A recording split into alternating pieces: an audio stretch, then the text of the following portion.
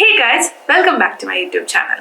അപ്പോൾ അങ്ങനെ സീമന്തും baby ഷവറും maternity ഷൂട്ടും ഒക്കെ കഴിഞ്ഞ് ഡെലിവറി ഡേറ്റ് ആയി. ഞാൻ എല്ലാ വീഡിയോസിലും പറയുന്ന പോലെ ഞാൻ നല്ല സൂപ്പർ എക്സൈറ്റഡ് ആയിരുന്നു. ബട്ട് ഫിയർ ഓഫ് അൺനോൺ എന്ന് പറയില്ലേ, അതിന്റെ ഒരു നെർവസ്നെസ് നല്ല ഉണ്ടായിരുന്നു കേട്ടോ. ഈ ഡെലിവറി ഡേറ്റിന്റെ അടുത്ത് എത്താറായപ്പോഴേക്കും എൻ്റെ ഒരു അവസ്ഥ എന്ന് പറഞ്ഞാൽ കഴിച്ചിട്ട് ഇറക്കാനും വയ്യ, മധുരിച്ചിട്ട് തുപ്പാനും വയ്യ എന്നായിരുന്നു. സോ ആക്ച്വലി ഞാൻ ഈ ലാസ്റ്റ് 2-3 മാസമായിട്ട് ഒരു ഡെലിവറി വ്ളോഗായിരുന്നു പ്ലാൻ ചെയ്തിരുന്നത്. പക്ഷെ ഞങ്ങളുടെ അവസ്ഥ കുറച്ച് ഡിഫറെന്റ് ആയത് കാരണം ഇപ്പോൾ ഒരു ഡെലിവറി സ്റ്റോറി ആയിട്ടാണ് വന്നിരിക്കുന്നത്. സോ അപ്പോൾ ഇന്നത്തെ വീഡിയോ എന്ന് പറയുന്നത് എൻ്റെ ഡെലിവറി സ്റ്റോറിയാണ്. This is Sreelakshmi Vadathil. You can call me Sree. Welcome to my YouTube channel.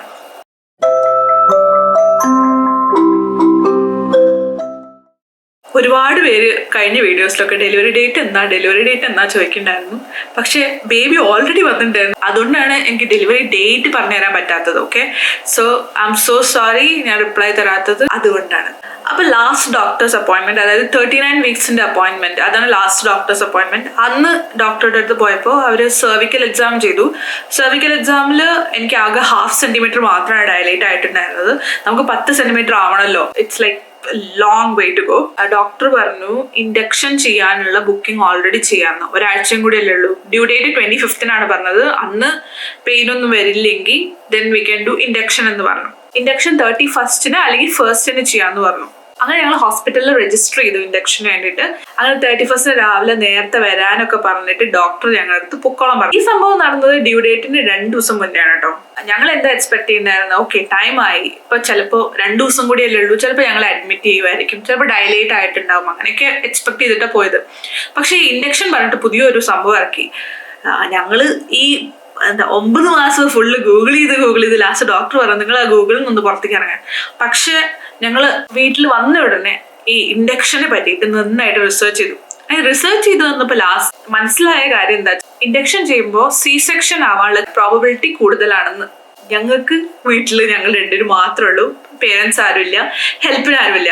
The last thing we need is a C-section. So റിക്കവറിക്ക് കുറെ ടൈം എടുക്കുമല്ലോ C-സെക്ഷൻ ഒക്കെ ആയാൽ. അത് ഞങ്ങൾക്ക് നല്ല പണി കിട്ടാനുള്ള ചാൻസ് ഉണ്ട്. ഇതൊക്കെ വായിച്ചപ്പോഴേക്കും ഞങ്ങളുടെ കിളി പോയി. സോ ഡ്യൂ ഡേറ്റിന് ഇനിയും 2 ദിവസം ഉണ്ടല്ലോ. നാച്ചുറലി ബേബി വന്ന C-സെക്ഷൻ ആവശ്യം ഉണ്ടാവില്ലല്ലോ എന്ന് വിചാരിച്ചിട്ട് എൻ്റെ ഹസ്ബൻഡ് രാവിലെയും വൈകിട്ട് തന്നെ കഷ്ടപ്പെടുത്തിയിട്ട് നടത്തിക്കാൻ തുടങ്ങി. ഒരു മണിക്കൂറെങ്കിലും മിനിമം നടക്കാൻ തുടങ്ങിയിട്ട്. പൊതുവെ ഡ്യൂ ഡേറ്റിന്റെ മുന്നേ വരുമെന്നാണ് ഞങ്ങൾ കേട്ട കഥകളിലൊക്കെ ഉള്ളത്. സോ ഞങ്ങളുടെ എക്സ്പെക്ടേഷനും കൂടി ഈ 24th കുട്ടി വരുമെന്നാണ്. പക്ഷെ ഒന്നും നടന്നില്ല. എനിക്ക് വീട്ടിലിരുന്ന് ഇങ്ങനെ കാത്തിരുന്നിരുന്ന് മതിയായി. ഓക്കെ, എനിക്കിന്ന് പുറത്തുനിന്ന് ഫുഡ് കഴിക്കണം. 24th രാത്രിയാണ് ഈ പരിപാടി. ഞങ്ങൾ ലാസ്റ്റ് 9 മാസമായിട്ട് പുറത്തുനിന്ന് കഴിക്കണ്ടായിരുന്നില്ല കേട്ടോ. ഒക്കെ ഫുഡ് വീട്ടിലേക്ക് ഓർഡർ ചെയ്തിട്ടുണ്ടായിരുന്നു. അങ്ങനെ കഴിച്ചിട്ട് എനിക്ക് മതിയായി സത്യം പറഞ്ഞാൽ. അപ്പൊ ഞാൻ പറഞ്ഞു നമ്മൾ പുറത്ത് പോയിട്ട് കഴിക്കാം, ചൈനീസ് ഫുഡ് കഴിക്കാം.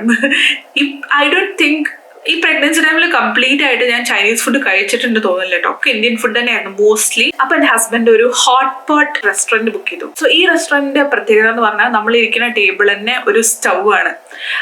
അപ്പോൾ അതിന്റെ നടുവിൽ ഒരു ഹോട്ട് പോട്ട് ഉണ്ടാവും. ബ്രോത്ത് ഇല്ലേ, സൂപ്പിന്റെ ബ്രോത്ത് അതിൽ ഒഴിച്ചിട്ടുണ്ടാവും. നമ്മൾ ഓർഡർ ചെയ്യേണ്ടത് നമുക്ക് എന്തൊക്കെ അതിൻ്റെ ഉള്ളിൽ ഇട്ട് വേവിച്ച് കഴിക്കാനുള്ളത് വേണമെന്ന്. അപ്പൊ ഞങ്ങൾ ഫുൾ വെജീസ് ആണ് പറഞ്ഞത്. അപ്പൊ വെജീസ് നമ്മള് അവര് കൊണ്ടുവന്ന് തരും 2 പ്ലേറ്റിൽ. അതെടുത്തിട്ട് അതിൻ്റെ ഉള്ളിൽ ഇടുക.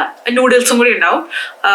കുക്ക് ചെയ്യുക, നമ്മൾ എടുത്ത് കഴിക്കുക. ഈ ബ്രോത്ത് ഇങ്ങനെ ടേബിളിന്റെ നടുവിൽ ഇരുന്ന് ഇങ്ങനെ തുളച്ചുകൊണ്ടേ. മോർ ദാൻ ജനറലി ഈറ്റിംഗ് ഇതൊരു നല്ല എക്സ്പീരിയൻസ് ആണ്. സോ ഇതെടുത്ത് കുക്ക് ചെയ്യലും അതെടുത്ത് കഴിക്കലും അപ്പൊ ഇറ്റ്സ് നൈസ്. അപ്പൊ ഞാൻ നല്ല എൻജോയ് ചെയ്തിട്ടുണ്ട് കേട്ടോ. ഇത്ര ദിവസം നല്ല ബോറടിക്കായിരുന്നു. ഞാൻ ഡെയിലി എങ്ങോട്ടെങ്കിലും കൊണ്ടുപോകും. പക്ഷെ ഈ ലാസ്റ്റ് മൊമെന്റ് കൊണ്ടുപോകാൻ ആൾക്ക് അത്ര ധൈര്യമില്ല.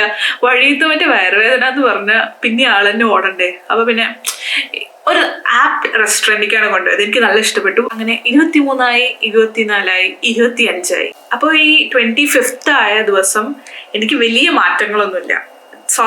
സെയിം. ഈ ദിവസം രാവിലെ വൈകുന്നേരം എന്നത്തെ പോലെ നടക്കാൻ പോയി. പക്ഷെ 25th ദിവസം എനിക്ക് എന്താ മാറ്റം വന്നത് പറഞ്ഞാൽ, രാവിലെ എണീറ്റ് റെസ്റ്റ് റൂം പോയപ്പോൾ നമുക്ക് പൊതുവെ ഡിസ്ചാർജസ് കൂടുതലാണല്ലോ ഈ സമയത്ത്. കുറച്ചൊരു ബ്ലഡ് റെഡ് ടിൻറ്റ് കണ്ടു. അപ്പോൾ ഞാൻ ഡോക്ടർക്ക് മെയിൽ ചെയ്തു. അപ്പോൾ ഡോക്ടർ പറഞ്ഞു ഇത് നോർമൽ ആണ്, ഇനിയും വരികയാണെങ്കിൽ ഡെഫിനറ്റ്ലി പറയാൻ പറഞ്ഞു. അപ്പോൾ ഈവനിങ് പിന്നെയും ഞാൻ ഇത് സെയിം ഒരു പ്രാവശ്യം കൂടി കണ്ടു. അപ്പൊ ഞാൻ സെയിം മെയിൽ ചെയ്തു. പക്ഷെ ഈവനിങ് 5 o'clock വരെ ഇവരുടെ ഓഫീസ് ടൈം ഉള്ളൂ. അത് കഴിഞ്ഞ് പിന്നെ മെയില് നമുക്ക് രാവിലെ കിട്ടുള്ളൂ. അപ്പൊ ഷി ഡിഡ്ന്റ് റെസ്പോണ്ട് എനിത്തിങ്. പക്ഷെ നേരത്തെ മെയിലിൽ പറഞ്ഞിട്ടുണ്ടായിരുന്നു 511 റൂൾ എന്തായാലും നോക്കിയിട്ട് എമർജൻസി പോവാൻ. പിന്നെ ഒരു 8 o'clock ഒക്കെ ആയപ്പോൾ ഇവന്റെ ചവിട്ടിന് കുറച്ചൊരു വ്യത്യാസം, അതായത് എനിക്ക് നല്ല വേദനിക്കണം. പക്ഷെ അത് കോൺട്രാക്ഷൻസ് അല്ല കേട്ടോ. വീണ്ടും 25th രാത്രിയും കൂടി ഒരു മാറ്റം ഇല്ലാത്തതുകൊണ്ട് ഞാൻ എൻ്റെ ഹസ്ബൻഡിനോട് പറഞ്ഞു അഗെയിൻ നമ്മൾ പുറത്തു പോയി കഴിക്കാം. അപ്പൊ ആള് പറഞ്ഞു അങ്ങനെ വേണ്ട, നിനക്ക് ഓൾറെഡി കുറച്ചൊരു വ്യത്യാസം തോന്നുന്നുണ്ടെന്നൊക്കെ പറയുന്നുണ്ട്. അപ്പൊ നമ്മൾ ഇന്ന് എന്തായാലും പുറത്തു പോകണ്ട, നിനക്ക് എന്താ വേണ്ടിച്ചാ വീട്ടിലേക്ക് ഓർഡർ ചെയ്തോന്ന് പറഞ്ഞു. അപ്പൊ ഞാൻ എന്ത് ചെയ്തു, നല്ല സ്പൈസി തന്തൂരി ചിക്കൻ അങ്ങോട്ട് വാങ്ങി ഓർഡർ ചെയ്തു. ഇത് കഴിച്ചതിന് ശേഷം എനിക്ക് ചെറിയ ക്രാംസ് വരാൻ തുടങ്ങി. ബട്ട് ഞാൻ ക്ലാസ്സുകളിൽ പഠിച്ച കോൺട്രാക്ഷൻസ് ഇതല്ല. അപ്പൊ ഞാൻ അത്ര കാര്യമാക്കില്ല. പിന്നെ രാത്രി അമ്മ എന്നും വിളിക്കാറുണ്ട്. അപ്പൊ അമ്മ അടുത്ത് ഇങ്ങനെ പറഞ്ഞപ്പോ അമ്മ പറഞ്ഞു ഇത് അതന്നെ വേഗം ഹോസ്പിറ്റലിലേക്ക് പോകും. അപ്പൊ ഞാൻ കാര്യമാക്കി ഇത് അതൊന്നും അല്ല എന്ന് പറഞ്ഞിട്ട് ഞാനിരുന്നു. അതിനൊരു കാരണം കേട്ടോ. കാരണം ഇവിടുത്തെ ഹോസ്പിറ്റലിൽ നമ്മൾ എന്തെങ്കിലും ചെറിയ പെയിൻ ആയിട്ട് പോയാൽ അവര് അഡ്മിറ്റ് ചെയ്യില്ല. ഒരു 511 റൂള് നോക്കിയോ ചോദിക്കും, പിന്നെ ഡയലേറ്റ് ആയോ എന്ന് നോക്കും, കോൺട്രാക്ഷൻസ് ഉണ്ടോ, ഓൾമോസ്റ്റ് ഡെലിവറി ടൈം ആയോ എന്ന് നോക്കും, എന്നിട്ടേ നമ്മളെ അവിടെ അഡ്മിറ്റ് ചെയ്യുള്ളൂ. ഇല്ലെങ്കിൽ നമ്മളെ തിരിച്ചുവിടും. എന്റെ ഫോണിൽ ഒരു ആപ്പ് ഉണ്ട് കോൺട്രാക്ഷൻസ് ചെക്ക് ചെയ്യാണത്. ഇത് കോൺട്രാക്ഷൻസ് അല്ല എന്ന് എനിക്ക് ഉറപ്പാണ്. അപ്പൊ ഈ ക്രാംസ് ചെറിയ വേദന വരുന്ന സമയങ്ങളിൽ ഞാൻ ഈ ആപ്പിൽ നോട്ട് ചെയ്യും. അപ്പോൾ അതനുസരിച്ച് നമുക്ക് കണ്ടുപിടിക്കാൻ പറ്റും. അപ്പൊ ഞാൻ കുറെ നേരമായി 511 എന്ന് പറയുന്നു അല്ലെ. ഇത് അറിയാത്ത ആൾക്കാർക്ക് വേണ്ടി പറഞ്ഞുതരാണ് കേട്ടോ. ഈ 511 എന്ന് പറഞ്ഞാൽ 5 മിനിറ്റ് കൂടുമ്പോ 1 മിനിറ്റ് ഡ്യൂറേഷൻ ഉള്ള കോൺട്രാക്ഷൻസ് ഫോർ 1 hour വരുന്നുണ്ടോ എന്ന് അത് നമ്മൾ ടെസ്റ്റ് ചെയ്യണം. അപ്പോ അതൊരു എമർജൻസി സിറ്റുവേഷൻ ആണ്. അപ്പൊ ആ ദിവസം രാത്രി ഫുള്ള് ഞാൻ ഇത് ഇരുന്ന് നോക്കിട്ടോ. പിന്നെ എനിക്ക് നല്ല മതിയായി. പക്ഷെ എനിക്ക് കുറച്ചിങ്ങനെ മനസ്സിൽ നല്ല ടെൻഷനും പേടിയൊക്കെ വരാൻ തുടങ്ങി. പിന്നെ ഒരു 10 o'clock ഒക്കെ ആയപ്പോൾ എനിക്ക് നല്ല വയ്യാതെ തോന്നും. കാരണം നല്ല ടയേർഡായിട്ടുണ്ട്. പ്ലസ് ഇടയ്ക്കിടയ്ക്ക് റെസ്റ്റ് റൂം പോകണം. ഇതൊക്കെ എൻ്റെ അമ്മ പറഞ്ഞ ലേബർ സയൻസ് ആണ്. പക്ഷെ സ്റ്റിൽ എനിക്ക് ആയിട്ടില്ല തന്നെയാണ് ഞാൻ വിചാരിക്കുന്നത് കേട്ടോ. സോ റെസ്റ്റ് റൂം പോകണമെന്നുണ്ട്, പക്ഷെ ഒന്നും നടക്കില്ല. എന്ത് ഫീലിംഗ് ആണെന്ന് നിങ്ങളോട് പറഞ്ഞു തരണമെന്ന് എനിക്ക് നല്ല ആഗ്രഹമുണ്ട്. പക്ഷെ സത്യം പറയാലോ, എനിക്കത് എന്ത് ഫീലിംഗ് ആണെന്ന് പറഞ്ഞു തരാൻ അറിയുന്നില്ല. അപ്പൊ അങ്ങനെ ഞാൻ 511 റൂള് നോക്കി, കുറച്ചു നേരം റിലാക്സ് ചെയ്തു, കുറച്ചു നേരം നടന്നു. എന്തൊക്കെയാ ചെയ്യേണ്ടതെന്ന് എനിക്ക് സത്യം പറഞ്ഞാൽ അറിയില്ല. സത്യം പറഞ്ഞ ഉള്ളിലൊരു പേടി വരാൻ തുടങ്ങി കേട്ടോ. ഇനി ലാസ്റ്റ് ഇത് തന്നെയാണോ ലേബർ സൈൻ? എനിക്ക് പൊതുവെ പെയിൻ, ഹോസ്പിറ്റൽ അങ്ങനത്തെ ഒക്കെ പേടിയുള്ള ടൈപ്പാണ്. പക്ഷെ ഞാൻ എൻ്റെ ഹസ്ബൻഡിനോട് ഇത് തീരെ കാണിക്കുന്നുണ്ടായിരുന്നില്ല. കാരണം ആള് മാത്രമേ ഉള്ളൂ എനിക്ക് സപ്പോർട്ടായിട്ട്. ആളുടെ കോൺഫിഡൻസ് ഒന്നും കമ്മിയാക്കണ്ടെന്ന് പറഞ്ഞിട്ട് ഞാൻ കുറച്ചിങ്ങനെ ധൈര്യമായിട്ടുണ്ടായിരുന്നു. അതൊന്നും ആവില്ല എന്നൊക്കെ പറഞ്ഞിട്ട് നിൽക്കുന്നുണ്ടായിരുന്നു.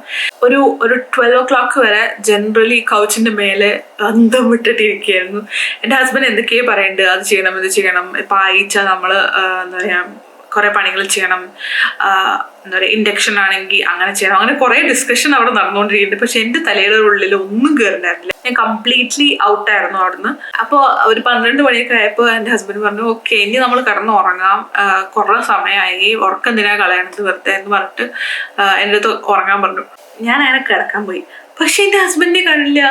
ആള് നൈസായിട്ട് എന്താ പറയാ നാളെ ഇടാനുള്ള ഡ്രസ്സ് എടുത്ത് വെക്കണോ, താടി ട്രിം ചെയ്യണോ, ഫേസ് വാഷ് ചെയ്യണോ, പല്ല് തേക്കണോ. അപ്പൊ ഞാൻ വിചാരിച്ചു ഇനിയിപ്പോ നാളെ ബേബി വരുമോ. അത്ര പ്രിപ്പറേഷൻസ് ആള് നടത്തിയിരുന്നു കേട്ടോ. ഇതും കൂടെ കണ്ടപ്പോ എനിക്ക് നല്ല ടെൻഷൻ കൂടാൻ തുടങ്ങി. അപ്പൊ ഓക്കെ എന്തേലും ആവട്ടെ, ഇനി ഉറങ്ങാൻ പറ്റിച്ച് ഉറങ്ങാം, രാവിലെ നോക്കാം എന്താ വെച്ചാൽന്ന് വിചാരിച്ചിട്ട് കിടന്നു. ഒരു ഭയങ്കരമായ രാത്രിയായിരുന്നു അന്ന്. എന്താ പറയാ എനിക്ക് ഉറങ്ങാൻ പറ്റുന്നുണ്ടായിരുന്നില്ല. എന്തൊക്കെ കുറെ ഈവെന്റ്സ് നടന്ന പോലെ ഒരു ഫീലിംഗ് ആയിരുന്നു തോന്നുന്നുണ്ടായിരുന്നു. അങ്ങനെ ഞങ്ങൾ രാത്രി കിടക്കുമ്പോൾ ഓക്കെ ഇനി ഈ വേദന രാവിലെ ഉണ്ടെങ്കിൽ എന്തായാലും നമ്മൾ ഹോസ്പിറ്റലിൽ പോയി നോക്കാം, വെറുതെ പേടിയൊന്നും വേണ്ട എന്നൊക്കെ പറഞ്ഞിട്ട് ഞങ്ങൾ കിടന്നുറങ്ങിട്ടോ. ഒരു 2 മണി സമയമൊക്കെ ആയപ്പോഴേക്കും ഞാൻ എങ്ങനെയോ എണീറ്റു. I am still surprised by this. എണീറ്റു, കണ്ണു തുറന്നു, മൈ വാട്ടർ ബ്രോക്ക്.